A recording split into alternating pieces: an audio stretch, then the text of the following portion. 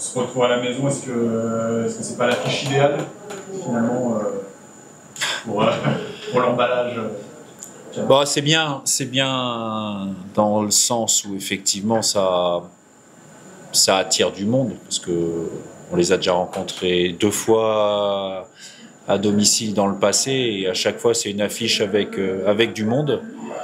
Donc pour ça c'est bien.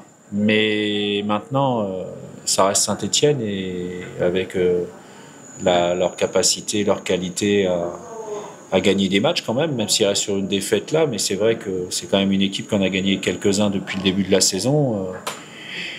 Et si vous prenez le match qu'ils font à Montpellier, notamment le début de match qu'ils font à Montpellier après leur défaite à domicile contre Guingamp, il y a eu 25 minutes où c'était impressionnant, quoi. Quelque part, enfin je veux dire, il y a presque rien à faire quand c'est comme ça, donc je m'attends à un match très difficile parce que c'est un adversaire blessé, mais qui a déjà prouvé par le passé qu'il savait réagir. C'est vrai qu'on parlait souvent l'année dernière de Metz, Lorient, PFC qui était au-dessus du niveau. Tu mélanges même gamme d'équipe. Ah bah sur les 25 premières minutes à Montpellier, oui, je les mets même au-dessus de ça. Voilà. Après, tout n'est pas parfait, mais comme toutes les équipes, comme d'ailleurs pour celles que vous avez citées la saison passée. Mais c'est vrai qu'il faut être les adversaires qui jouent Saint-Étienne, il faut être à son maximum sur la durée du match pour pouvoir espérer quelque chose, oui, c'est sûr. Est-ce que vous faites la victoire à Clermont, est-ce que ça permet aussi d'aborder avec une situation un petit peu plus confortable aussi Bon, notre situation n'est pas confortable dans le sens où quand on regarde les adversaires derrière dans la zone dangereuse, on n'a pas tant d'avance que ça. Je suis évidemment content de l'avoir fait parce que c'était quand même un adversaire qui nous précédait au classement avant le match, donc ça c'est bien.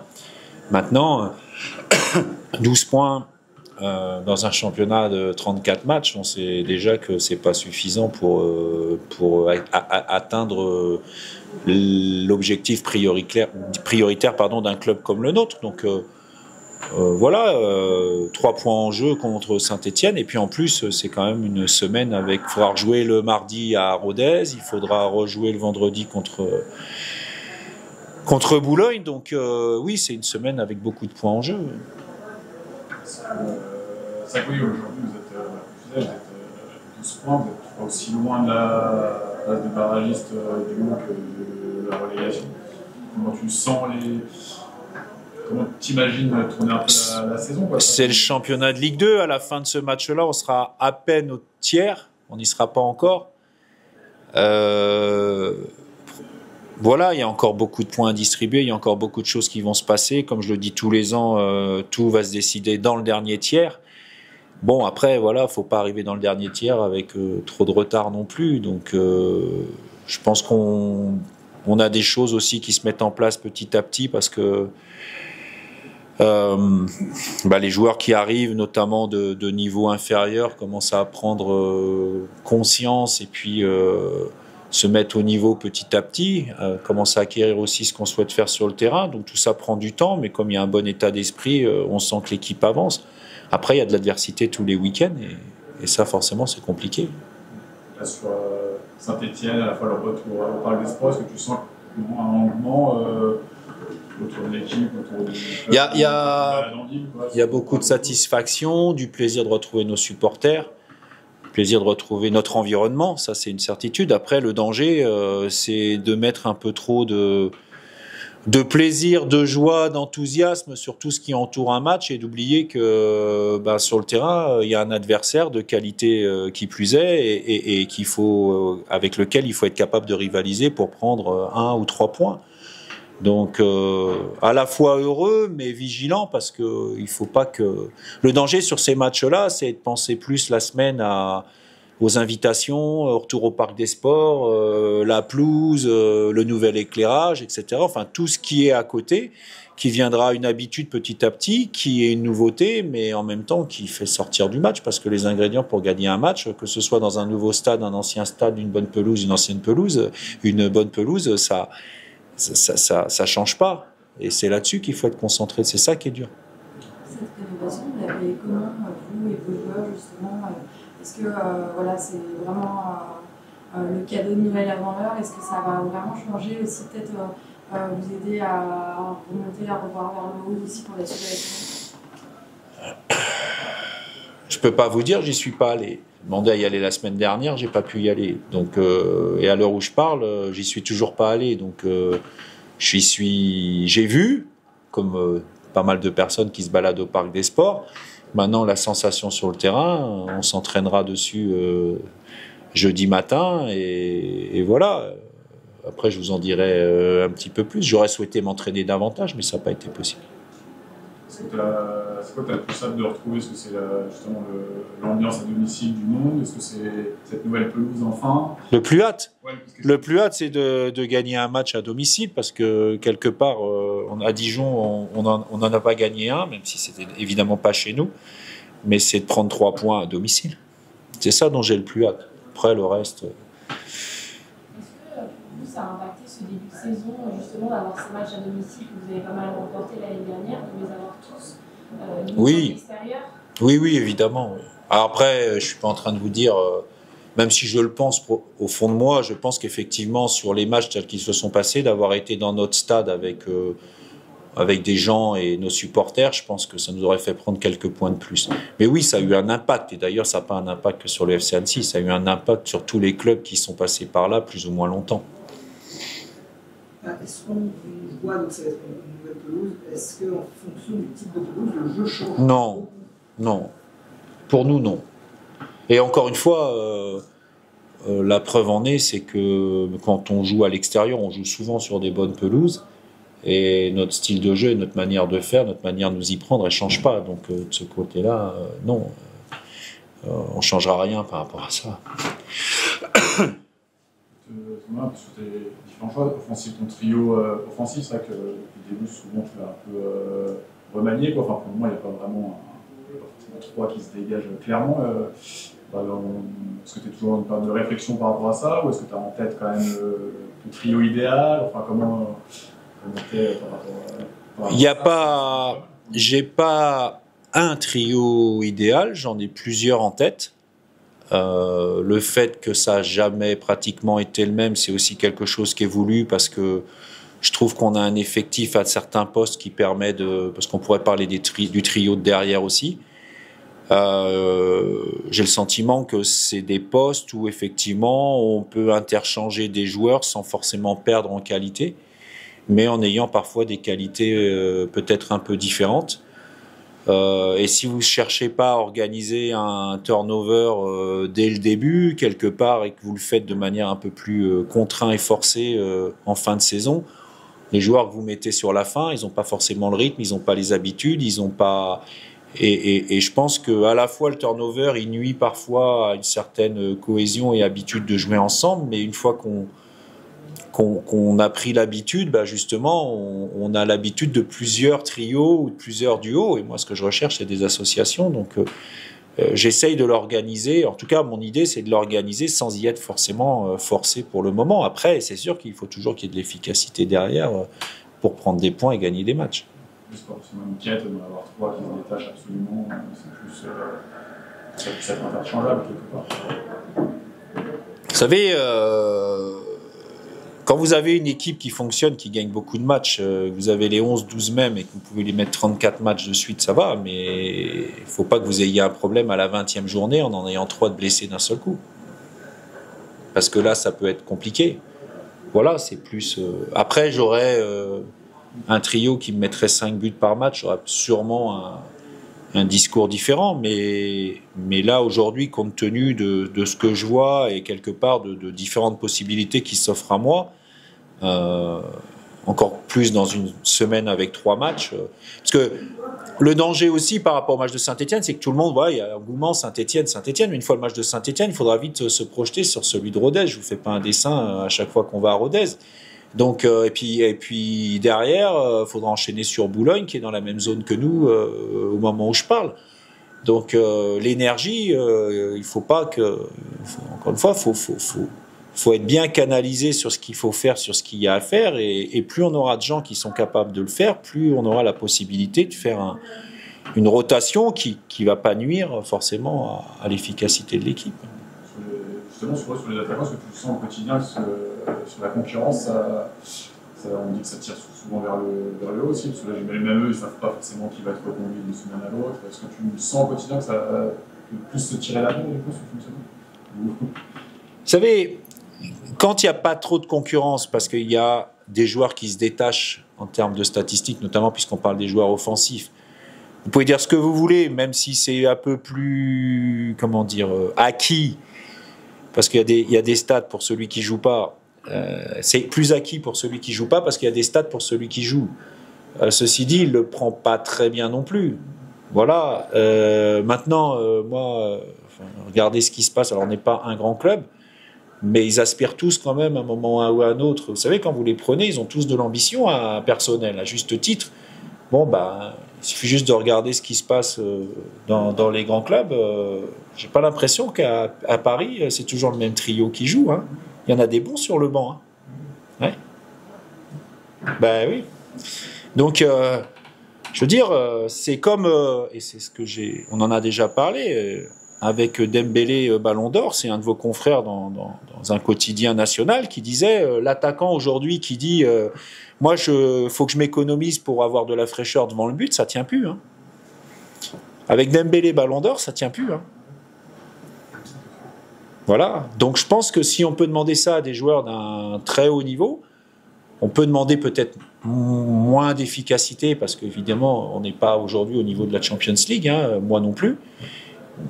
Mais à minima, c'est Luis Enrique qui disait ça, on peut accepter une erreur, on peut accepter une contre-performance. Ce qu'on ne peut pas accepter, c'est des joueurs qui ne font pas d'efforts. Voilà. Donc si à un moment la concurrence elle est trop compliquée pour un joueur, tant pis pour lui. Tant pis pour lui. Non, mais alors pour l'équipe parfois aussi, mais il faut que ça soit une émulation. Voilà. Et j'ai pas le sentiment aujourd'hui que ça les met dans un état psychologique. Ça se voit que c'est pas toujours évident, mais on n'a personne non plus. On n'a personne non plus avec des stats de fou. Et quand bien même il y aurait des stats de fou, vous avez 3 matchs en 6 jours, ça nécessite une réflexion aussi. Non, mais justement sur le côté émulation, où des fois, un attaquant qui met 3 buts par match, le concurrent il peut faire tout ce qu'il veut à l'entraînement, sans doute il ne voudra jamais. Quoi. Donc, là, c'est plus sur le côté positif de ça. Oui, mais de toute manière, on a un état d'esprit, heureusement d'ailleurs, notre état d'esprit aujourd'hui, c'est notre atout numéro 1, pas que depuis cette saison d'ailleurs. Et le fait que ça commence, la répartition des buts se fait un peu sur beaucoup de joueurs, comme l'année dernière en fait finalement. C'est un peu notre marque de fabrique. Ouais. Qui a marqué tant que ça, je dirais, depuis Moïse Saïdian? Personne. Ça ne nous a pas empêché de faire des bonnes saisons comme l'année dernière ou certaines parties de saison comme il y a 2 ans, excellentes aussi. Voilà, on n'a jamais eu, mis à part Moïse, mis à part Romain Spano et Alex Bosetti en national qui étaient à 11 buts chacun, on n'a jamais eu de joueurs qui sont sortis avec un nombre de buts plus important. Et si je compare, presque l'année où on a eu le buteur comme Moïse, c'est presque, alors certes c'était la première avec des aléas, mais ça a presque été l'année où on était le plus en difficulté. Donc moi aujourd'hui, oui, qui marque, c'est une chose, mais je veux dire, qui a un vrai buteur en Ligue 2 Alors vous allez me dire, Crasso l'année dernière, ouais, vous connaissez le salaire de Crasso?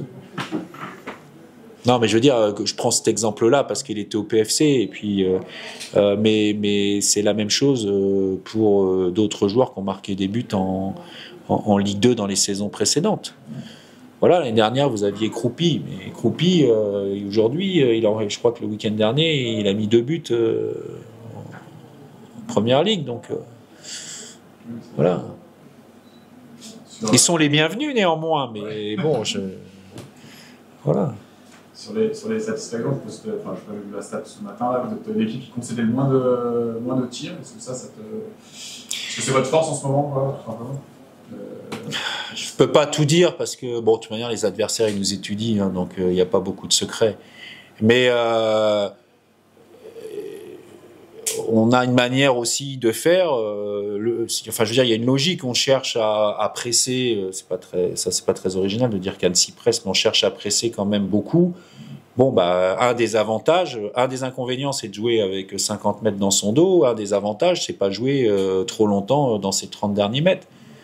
Voilà, le commentaire télé du diffuseur à Clermont, c'était de dire beaucoup de possession pour Clermont, mais à 30 mètres du but, il ne se passe plus grand-chose. Je laisse la responsabilité du commentateur par rapport à ça. Mais ça fait partie aussi de notre stratégie, à un moment donné, de ne pas camper dans nos 30 derniers mètres. Voilà. Est-ce que justement, ça, c'est pas le danger pour Henri d'avoir trop d'envie d'aller presser, de s'exposer derrière? Si. Vous pressez, vous avez le danger, c'est de vous faire prendre dans votre dos. Vous jouez très bas. Le danger, c'est de concéder beaucoup de situations, coup-pied arrêté, mettre beaucoup de monde devant de votre cage, et puis d'avoir à un moment ou à un autre une frappe contrée. Voilà. De toute manière, il n'y a pas de système parfait, sinon tout le monde l'utiliserait. Et chaque système, mais pas que dans le foot ou dans le sport, chaque décision que vous prenez, chaque stratégie que vous prenez, elle a ses avantages et ses inconvénients. D'ailleurs, quand on écoute les chaînes info en ce moment, ils ont tous la solution magique, mais a priori, ils ne s'y prendraient pas tous de la même manière. Donc, ça te fait rire. Non, mais c'est vrai que les années d'avant, vous avez, on ne va pas porter la poisse, mais parfois quelques matchs où vous en preniez une petite valise, mais on a quand même le sentiment que cette année-là, il y a quand même une solidité. Ça c'est assumé. Ça, c'est assumé. Oui. J'ai toujours dit, on a une manière de faire qui, j'espère, nous permettra d'avoir des résultats. Je croise les doigts. Pour l'instant, les résultats sont en évolution constante. Mais on n'est pas à l'abri de perdre certains matchs avec beaucoup d'écart, comme ça a pu arriver à Metz, par exemple. Je prends l'année dernière à Metz. Voilà, on le sait. On le sait. Mais ça... Un résultat comme Metz, par exemple, la saison passée, ça a remis en cause le système utilisé, mais pas la manière de s'y prendre dans le système. Voilà, enfin, je veux dire, ce qu'on peut nous reconnaître depuis... Moi, je parle, encore une fois, depuis que je suis là, parce qu'avant, c'est différent. Et puisque j'étais pas là, je peux pas parler, même si je sais un peu, mais je peux pas parler de... Je suis pas le mieux placé pour parler de ce qui s'est passé avant. Mais ça fait quand même... c'est la 5e saison où on joue... de la même manière, avec les mêmes ingrédients, avec des systèmes différents, mais on joue toujours de la même manière. Voilà. C'est la manière de faire, la philosophie de jeu, si on peut appeler ça comme ça, elle est la même depuis maintenant 5 ans. Petit point sur le groupe, l'infirmerie.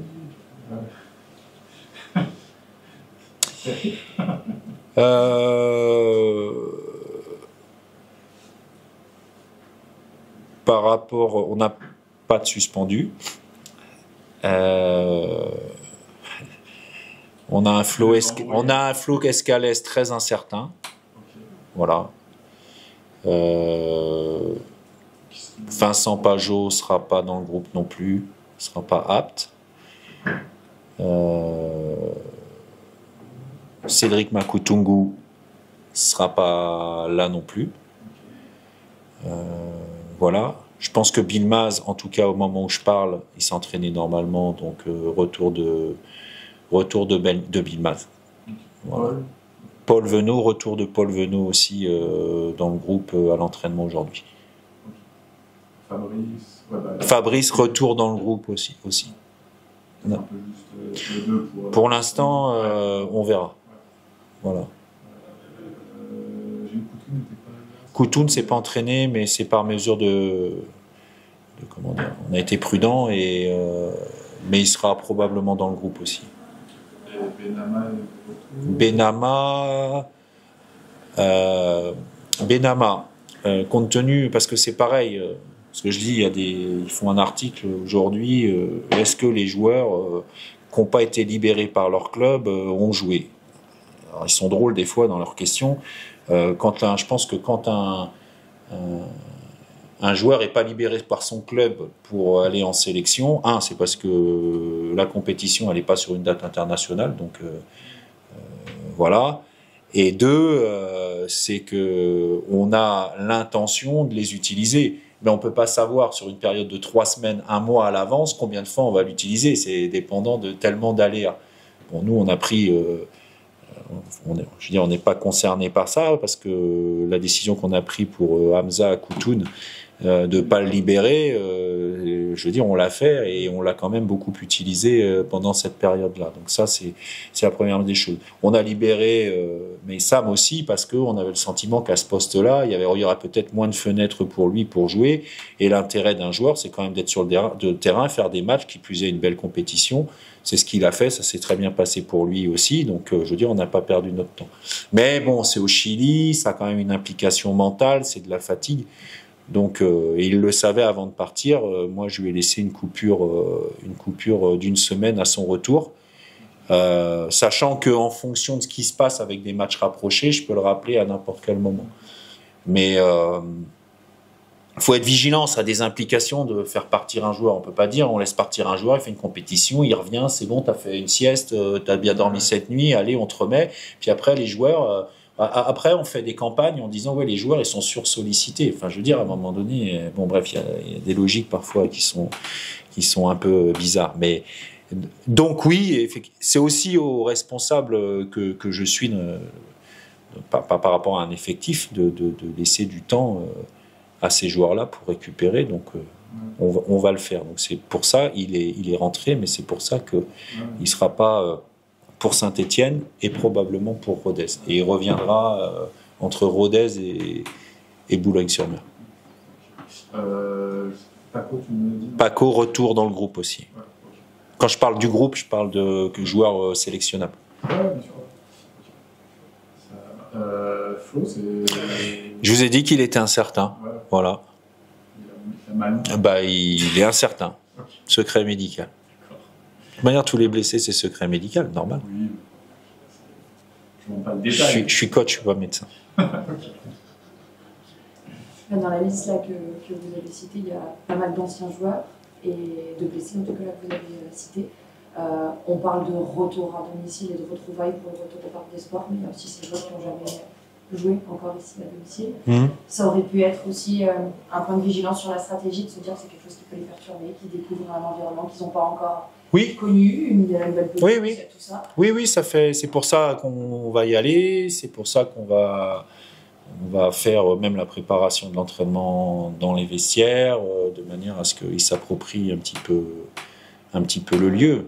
Vous allez leur dire quoi justement à cela ? Ça, ce que je vais dire, je le garde pour moi, mais c'est une approche évidemment à laquelle on est attentif, parce que c'est important pour les joueurs, notamment les nouveaux, de pouvoir se retrouver dans cet environnement, mais c'est plutôt quelque chose de positif. Et puis, les nouveautés en termes d'environnement, les joueurs qui découvrent la Ligue 2, ils ont une nouveauté une fois tous les 15 jours en allant dans les nouveaux stades. Donc, voilà, quelque part, c'est plus une nouveauté, puisque c'est tous les 15 jours. Donc, c'est une habitude, la nouveauté.